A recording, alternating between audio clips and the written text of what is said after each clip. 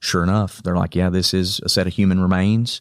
The coroner comes out, the medical examiner's team comes out, and later on they do find and confirm that it is Letha's body.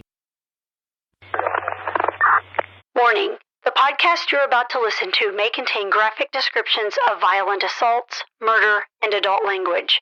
Listener discretion is advised. Who Killed Letha? Part 1 on the Murder Police podcast.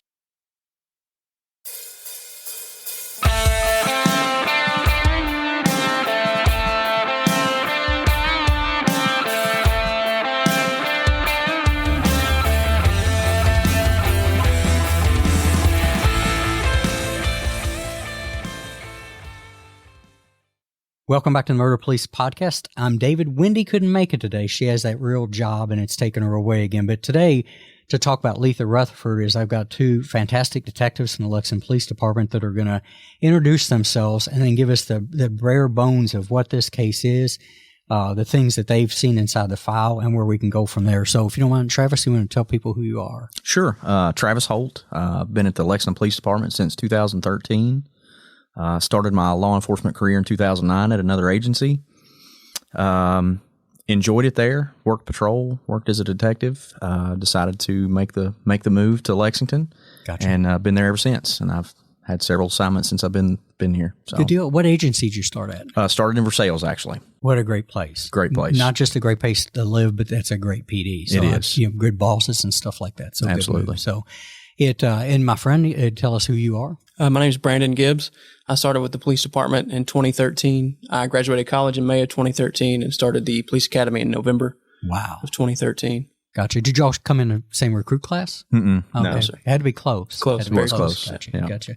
Well, starting, Travis, tell me, what got you interested in death investigations to begin with? Because that's pretty interesting stuff. It is. Like I said, I was a detective at Versailles. I really liked the investigative work. I liked that side of it, getting to kind of see the whole picture and see it come together. And much of the same when I came to Lexington, started on patrol. It was really interesting to me to see just how it operated at a larger agency with the different units. Didn't take long to become interested in becoming a detective in Lexington.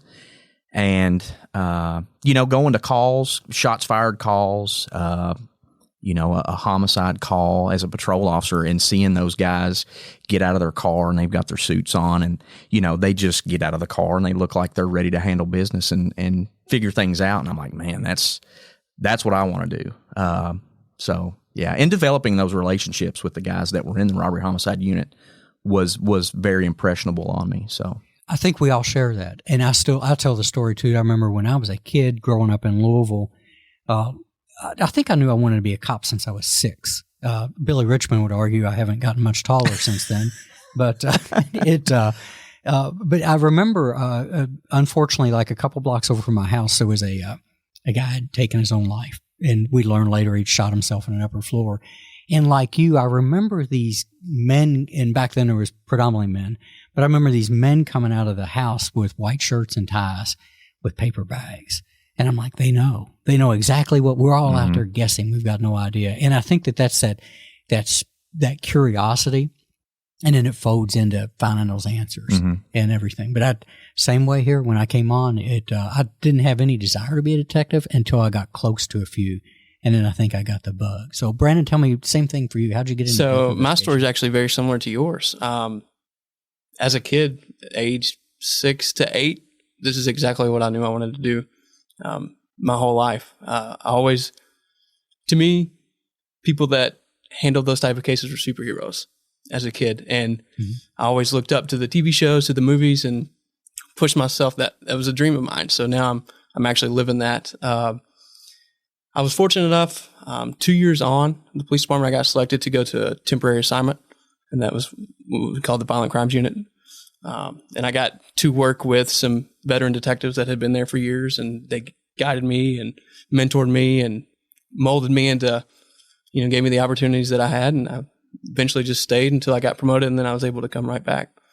I was just living out a childhood dream, basically. Yeah. It's so funny how many people I meet that I know when Rob Hart, he came on in my class and he retired before I did, but we were at his retirement party, and he talked about his AAA crossing guard badge. And I was like, that's the same rush I got when I was in elementary school. Not a power trip or anything, but the idea that you could do something to help other people, which is. And I started on a TDY, temporary duty up in homicide too, that just didn't stop for several years, which was a magical thing. So it's neat for you all to talk about that, because most of the people that watch this show or listen to this show in a true crime thing are the same way.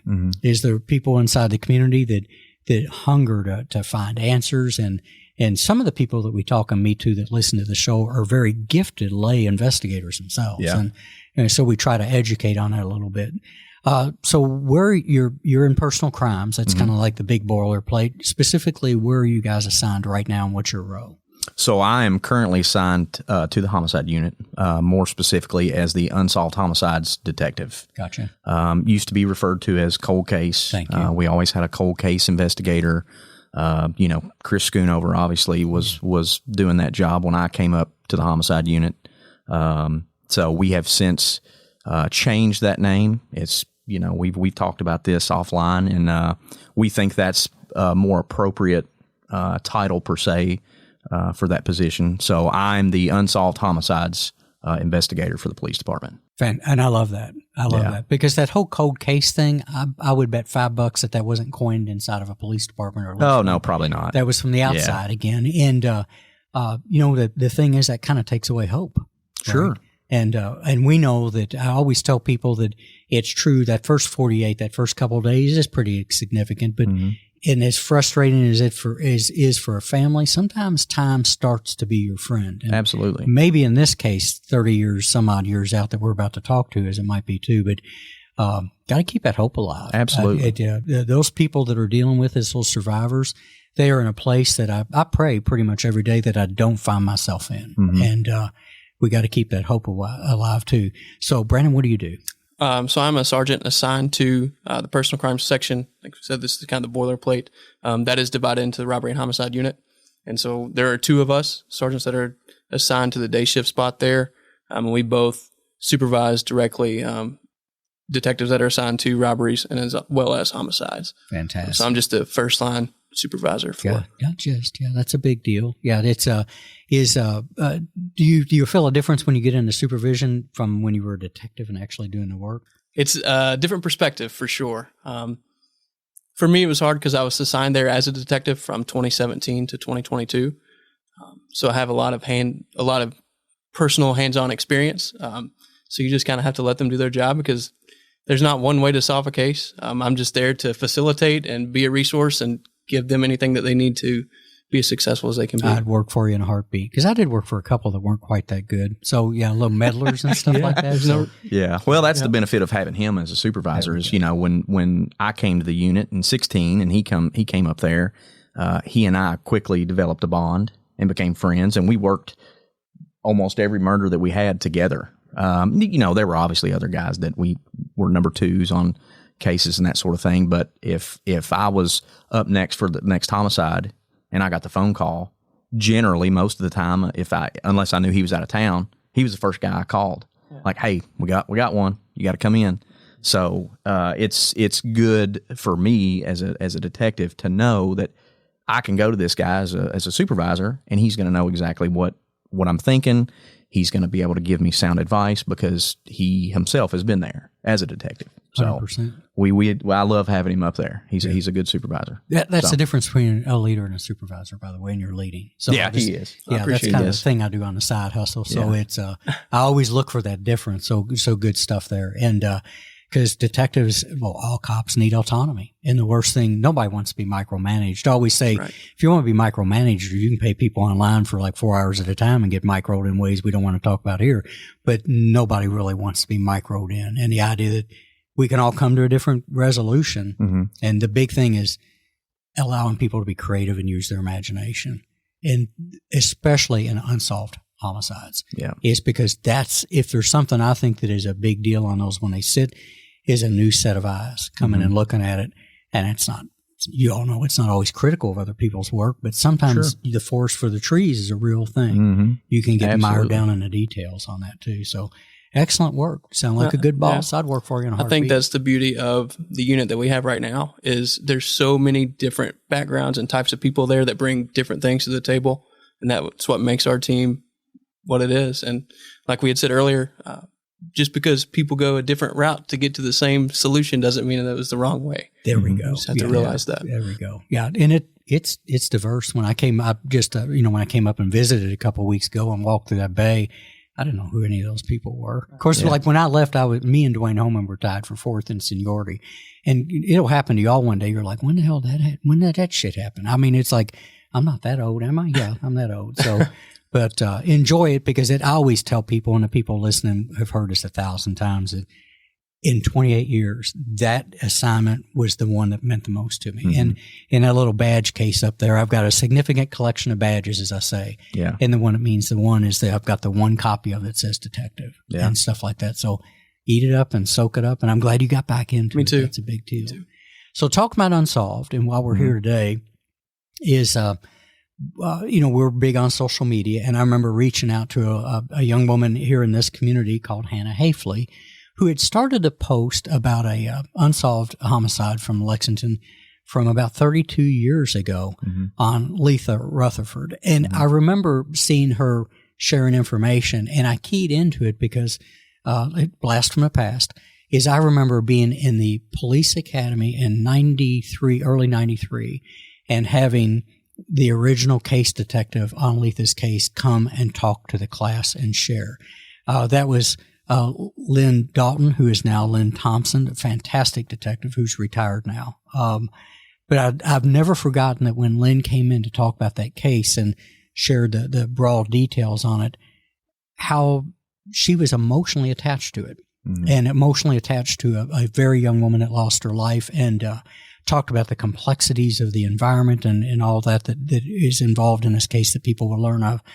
So when I saw Hannah post that, I was like, oh, wow. So I reached out and I said, would you like to talk about that? Because here's the other thing, aside from maybe a news channel covering it several years ago, it's been dormant. Mm-hmm. And usually cases like that you see a little bit more on. So I thought, okay, we're overdue. And that's when I hit you all up and hit your bosses up. And again, thank you for coming and talking about it and to share that. So if y'all want to kind of walk through what we know about Letha, because I know in the broad picture of things is we have a young lady that disappears and then she's found. Yes. And we wind up with an unsolved murder. So to the best of your ability, you want to walk us through that. Yeah. Yeah. And just to kind of touch on that,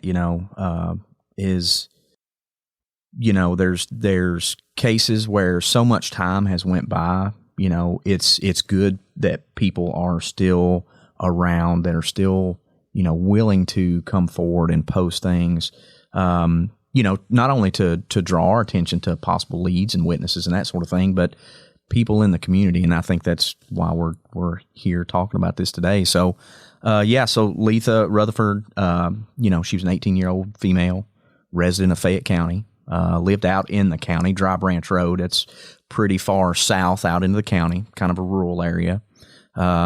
Family reports her missing in December of 1991. Letha was last seen at the house there on Dry Branch Road by family, and then is just gone. So it initially starts out as a missing persons investigation. Right.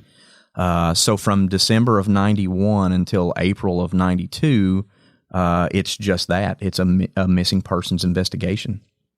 So detectives are working at, trying to find Letha where she's at. And then ultimately in April of 92, her body's discovered out on the property there on Dry Branch. So then it goes from a missing persons investigation to a homicide investigation. And other detectives got involved, forensics came out, photographed the scene, that sort of thing. And then ultimately Letha goes for autopsy for, examination and that sort of thing. So that kind of gets that aspect of the homicide investigation started, which, for us as homicide investigators, when you're, 3 to 4 months behind the power curve, it's a challenge. Oh, yeah. So, Yeah, that's it. Another thing too is that we try to talk about on here too is, when do adult missings become something of a suspicious nature? And we try to educate people. We actually had David Hester come and do a really good thing on missings, because people get frustrated. But it was my experience, probably your all's experience too, that most every adult missing is not a criminal event. Correct. And that's what makes it tough. Yes. And we just covered one in Louisville where there was a little frustration over a 41, 42-year-old woman goes missing. A few days later, the car is located, and the police just called and said, come pick it up. And, could they have dropped the ball? Maybe, but like I explained to the family too, there's a fuzzy period of when you have limited resources, you have to triage just like if you went to an ER. Sure. And not everybody's going to be seen. And so in a case like that, you have somebody who's legal of an age to leave and whatever. But it's my understanding, talking to some of the family and friends, though, that the police did a pretty exhaustive search of that rural area. I mean, absolutely. And when we say rural, I'll have images on the channel, on the YouTube channel. This is about as rural as it gets. Yeah.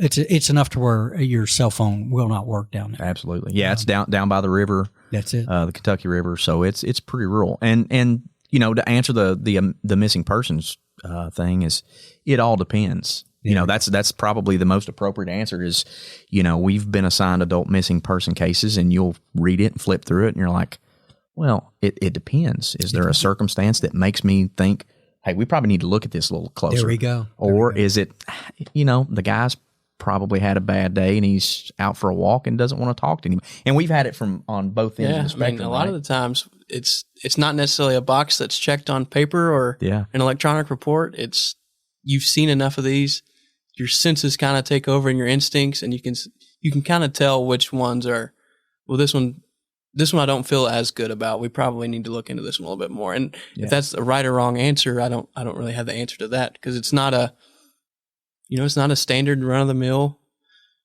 Scantron test where you just check boxes. It's well put.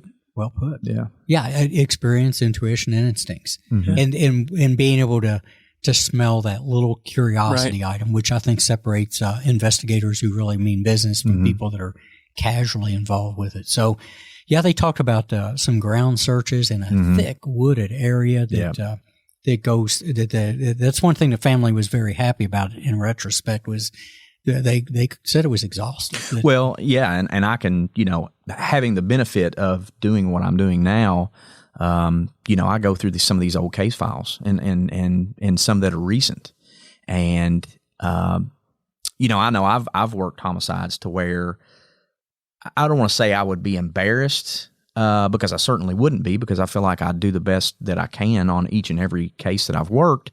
But you know how it is as an investigator. You're like, man, I've got to get caught up on that memo. I need to type that today. Amen. And some case files are, we'll say maybe the documentation wasn't the best for that time period.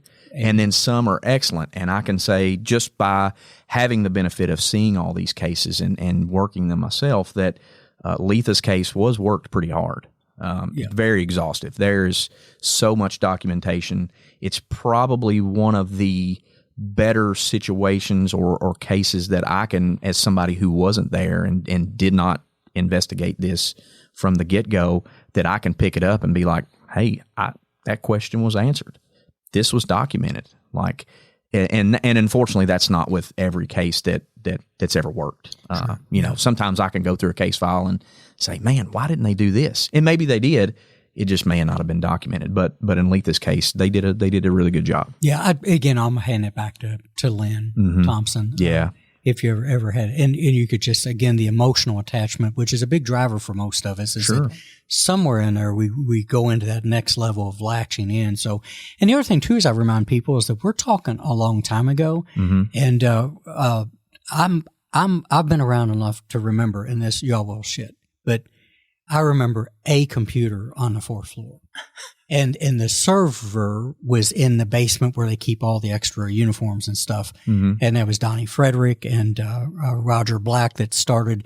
I remember one PC in the Detective Bureau. So what we're talking about is somebody sitting down in an IBM Selectomatic and hammering these out on paper with a thing, a whiteout ribbon, and putting them together. And it's long before record management systems where you had electronic files. And I always try to, there's people I coach that are in the podcast business or they're writing books, and I'll coach them on open records, and they'll get one from back in the day and go, oh my God. And I'm like, well, I mean, that's the horse everybody was riding. Mm-hmm. So when you all might have a case now that's 2-3 inch binders, I can guarantee you that some of my mentors had that stuff packed up in a 1.5 inch folder, and they were successful. Oh, so absolutely. It's just a big change. But that's one thing with Letha's case that I've been grasping too, is that it was really handled as much as you could handle one in the beginning. Absolutely. So, Absolutely. well, let's go back. She's missing. Mm-hmm. They talking to the family and friends. They really interviewed a lot of people. Try to really get to the bottom of it. How's she found? She's actually found by a resident who lived in that area. Gentleman was out on his 4-wheeler riding back in the woods and the area down there. There was I don't know if you could call it a junk pile. But for lack of better terms, you could kind of call it a junk pile. You know, we all know that you go around Kentucky enough, you know, and somebody owns property, if they've got a washer and dryer that goes bad or whatever, it's like, I just throw it in the junk pile. So that's kind of what it looked like. And Letha was discovered by that person riding the 4-wheeler. And then the police are called, and they come out, and sure enough, they're like, yeah, this is a set of human remains.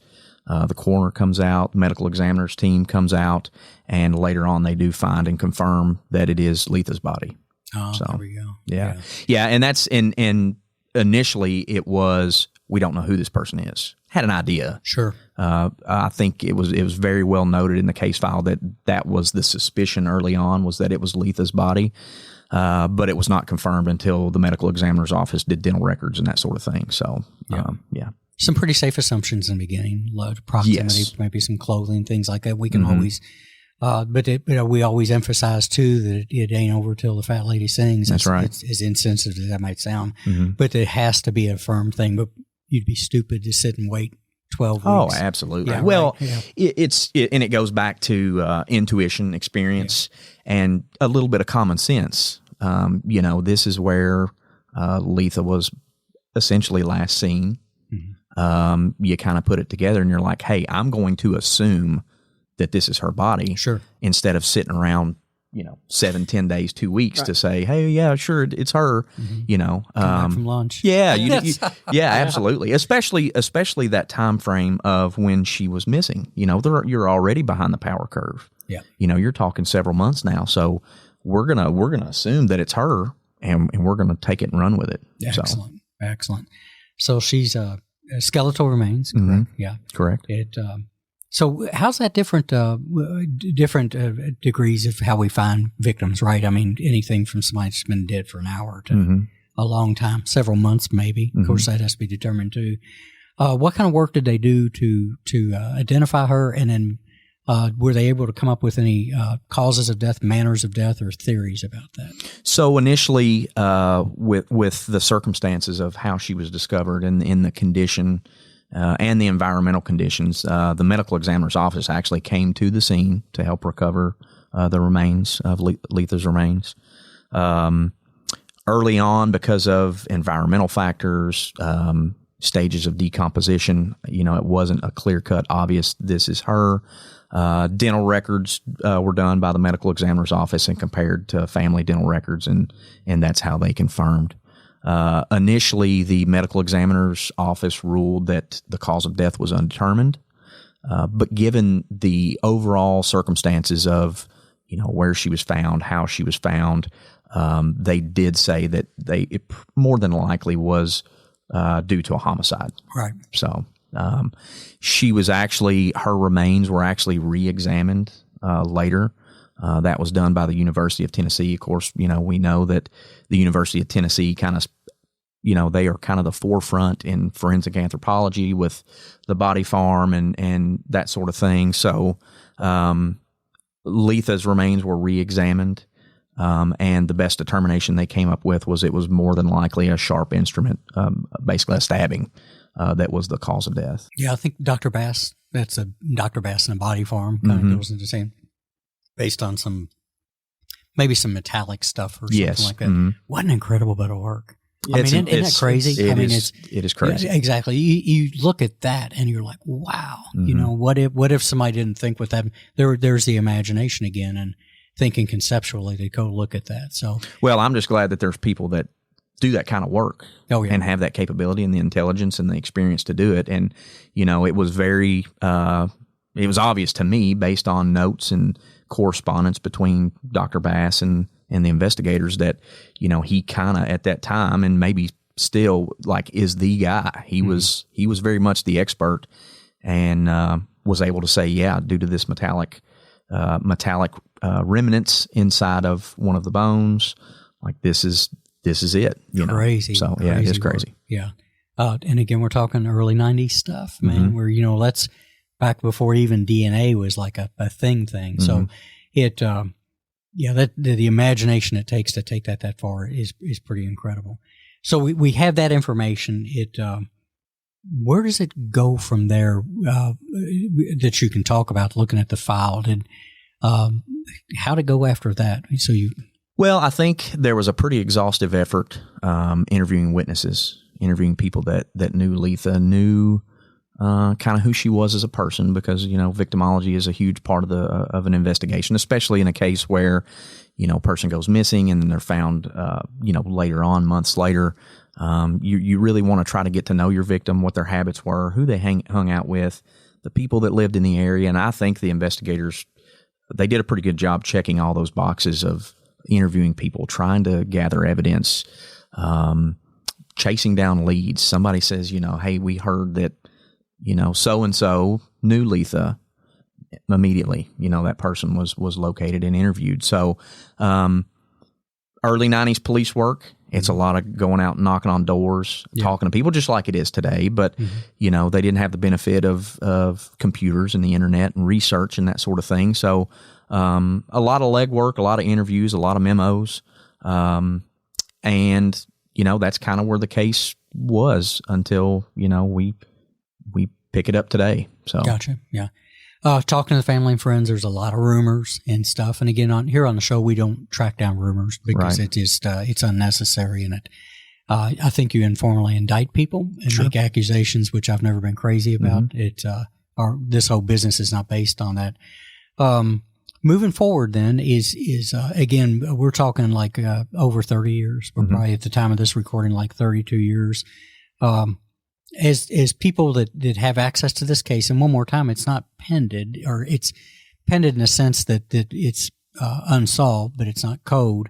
What kind of things would you want the community to be aware of that would crack that book and make it go? What kind of stuff would you all want to look for on that?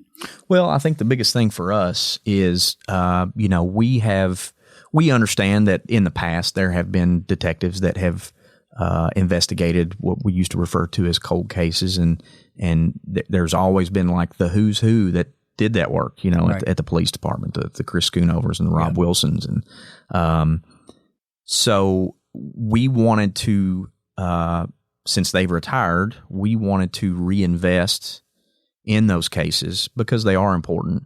Part of that is to have someone who is dedicated to be responsible for those cases, which is me, trying to get away from that negative, referring to something as a cold case, because it's not a cold case, right? It's a case that is unsolved, and that's what we're referring to them as. And my goal ultimately is to try to bring these cases up to today's investigative standards. And in the event that somebody, a witness, a relative, somebody that was involved in the case, they pick up the phone and they say, hey, I want to know about this homicide from 1985. I can go and look and I can say, oh yeah, okay, here it is. Do you have information to provide? And somebody can properly channel that and chase down those leads if they need to be chased down, and document that so that the next person that gets into that case file can basically pick up where that person left off.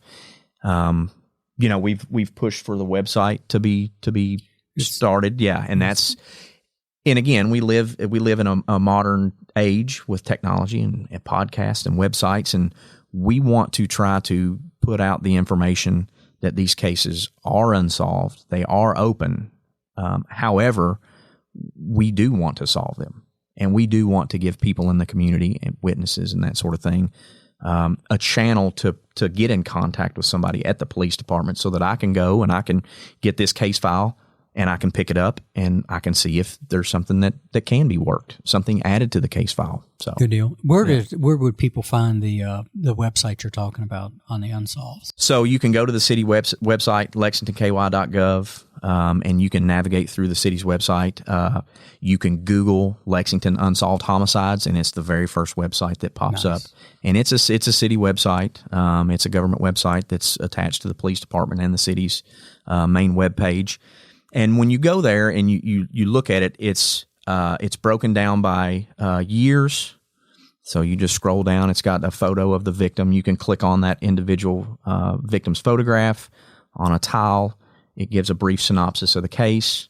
Below that, it's almost set up like the Crime Stoppers website. There's actually a portal on each individual case where someone can leave information via the website. Nice. It can be anonymous. Yeah. Obviously, me as an investigator, I would love to have a name and a phone number. That way, if I have follow-up questions, usually I do. It's just our inquisitive nature, and it's part of the job. You're there to ask questions. But we certainly don't want to sway anybody from providing information. It can be anonymous. If it could be that anonymous piece of information that cracks the case wide open gets it going.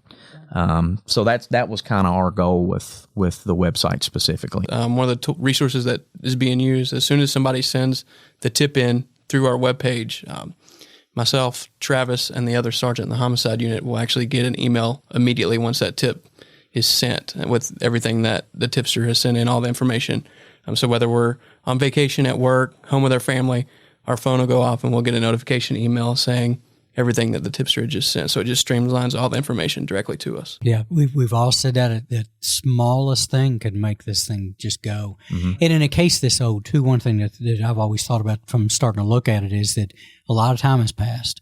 And, for example, if people were afraid back then, they've all gotten older. Everybody's gotten older, and I think that fear dissipates a little bit, how we perceive things. So maybe people could come forward with what they have heard or what they were told, and if there's a foundation in some of the rumors, then they go. But it also too is to squash a rumor. I mean, we don't need that stuff floating around and wasting time on that too. So for our viewers and listeners, web sleuths that out there, go tear this thing up. I'll put a link on the show notes and on here on YouTube, and get there and let's smoke that website and take a look at some of these cases. Yeah, absolutely. Because there's a lot of people out there that are very skilled lay detectives, as I call them, and they can get this under their nails and take a passion and share that information. If you're part of a social media group with true crime or anything like that, share this link so that other people can take a look. We live in a global community. We can't say that these things, well, that's just in Lexington, Kentucky. We know the nexus to these things can just be far-reaching, especially with a little bit of time cover in there too. So, so in the end, what would you ask people to do if you could ask that? Well, I think the biggest thing would be that if somebody has information, obviously we want that person to come forward. We would like to speak with them. We would like to, especially me as someone who is, 30 years removed from when this occurred. There's a lot of insight that I don't have just because I wasn't there. I wasn't part of the initial investigation. We would just ask them to come forward. There's something to be said about a case that is unresolved after 30 years, because at the end of that, there's always family, there's always loved ones, friends that want closure. We as investigators, that's what we want. That's why we do what we do. We want these things to be closed, solved, bring closure for victims' families, for their friends, for their loved ones, and for the victims themselves. So we just want people to come forward. There is something to say about all those years passing. You said the fear dissipates. Something's weighing on someone's conscience. We want those people to come forward. Yes. At the end of the day, there's the right thing to do, and we would always encourage people to do the right thing.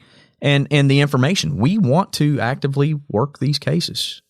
it's something that we want to get that information and pick up and run with it. It's exciting. It's exciting. Like we were talking about it earlier. It's exciting to say, hey man, look, there's this open homicide from 82 and this guy called or this gal called and she wants to provide information. You think we could solve this?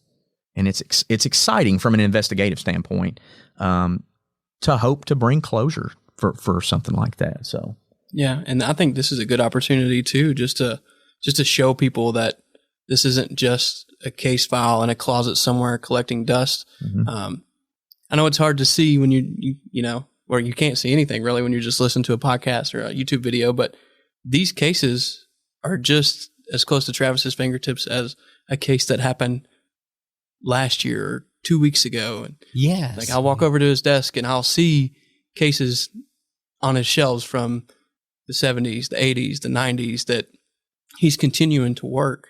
And I think it's a good reminder for them, like no matter what information they have, that we're always willing to listen because these cases are just as close to us as everything else. What a good thing to remind people of. They're not like warehoused off site somewhere in we'd call them FR numbers on a solved cases that. And I tell a lot of victims' families I meet doing the podcast, I said, these things are there.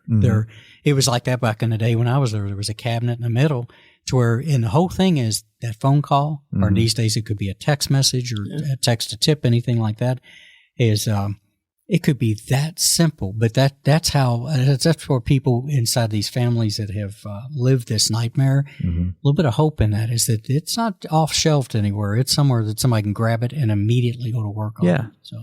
And we've done this long enough that we understand that families get frustrated. Sure. And we empathize with what they have gone through and what they continue to go through. We share some of that frustration just kind of in a different way.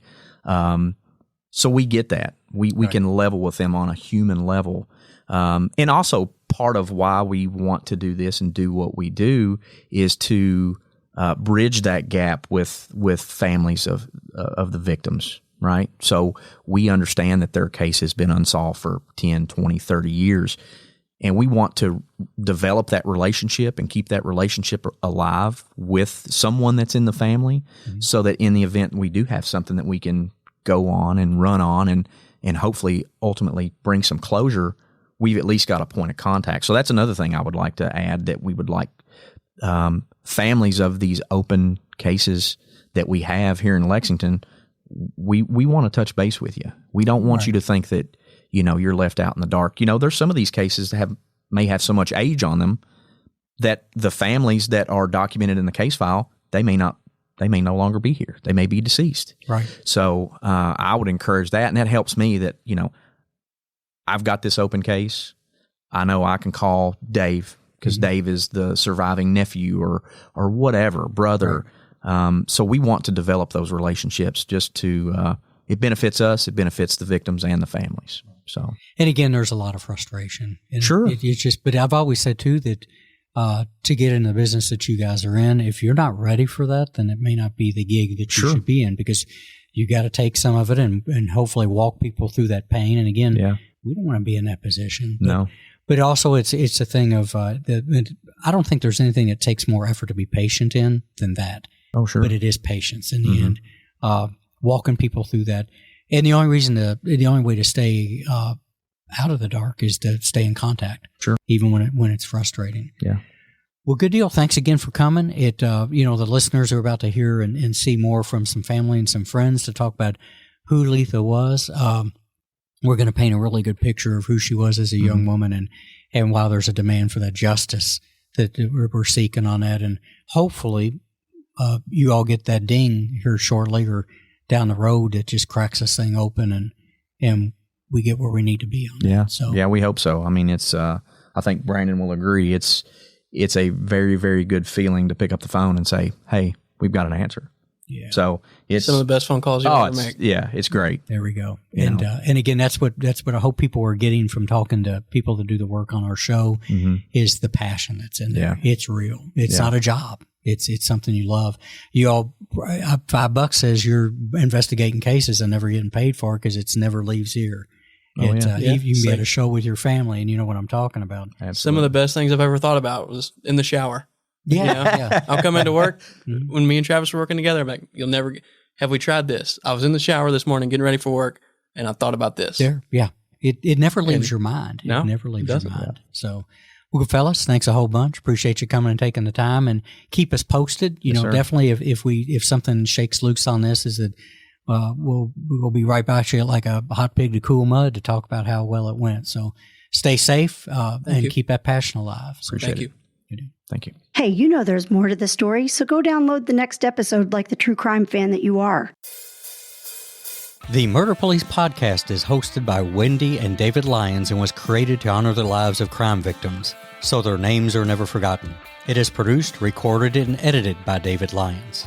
The Murder Police podcast can be found on your favorite Apple or Android podcast platform, as well as at murderpolicepodcast.com, where you will find show notes, transcripts, information about our presenters, and a link to the official Murder Police podcast merch store, where you can purchase a huge variety of Murder Police podcast swag. We are also on Facebook, Instagram, and YouTube, which is closed caption for those that are hearing impaired. Just search for the Murder Police podcast and you will find us. If you have enjoyed this podcast, please subscribe for more and give us 5 stars and a written review on Apple Podcasts or wherever you download your podcasts. Make sure you set your player to automatically download new episodes so you get the new ones as soon as they drop. And please tell your friends. Lock it down, Judy.